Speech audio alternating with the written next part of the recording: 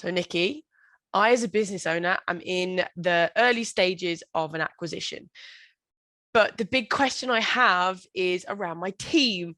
What do I tell to who and when do I tell them? Okay, so there's various things that you need to consider. Acquisitions are often extremely confidential. Um, that's because they may not happen.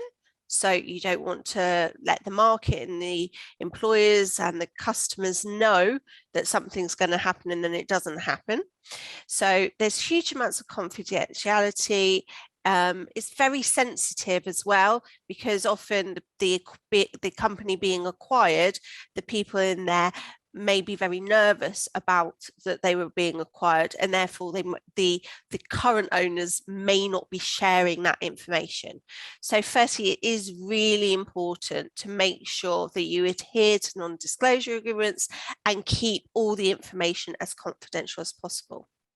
However, it is, as the acquiring party, it's really important to have key members of your team involved during the acquisition.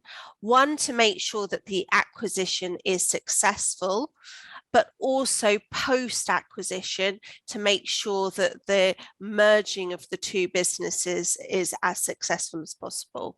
So communication is really important. So it is a very good idea to think about what parts of the acquisition that you are to share and when, what it's important to really convey within your communication the advantages of the acquisition, and that is to your current team and also the team that you're acquiring, because ultimately they are becoming one team. So, and it's really good if, whilst you're doing the acquisition and even pre-acquisition, to have a very clear vision of why you're doing this. What is the advantage of you acquiring this other business? Why do you want to do it? How is it going to benefit your employees? How is it going to benefit your customers? So, and how is it going to benefit finances? Now, sometimes those actual consequences may be negative to the team. So, because you could end up with 2 finance directors, 2 heads of operations. So it's extremely sensitive. So you may have a vision where actually there is a place for everybody, which is great. However, the realities often are that there will be some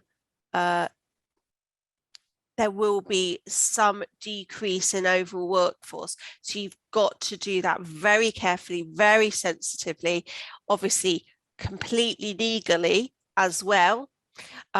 So you really need to look at what your communication strategy is going to be. What do you want to say, when, and to who, and make sure you really do convey your vision eloquently and understandably make it at a really clear level. It needs to be a vision isn't a vision if people don't understand what it is. So it needs to be very, very clear.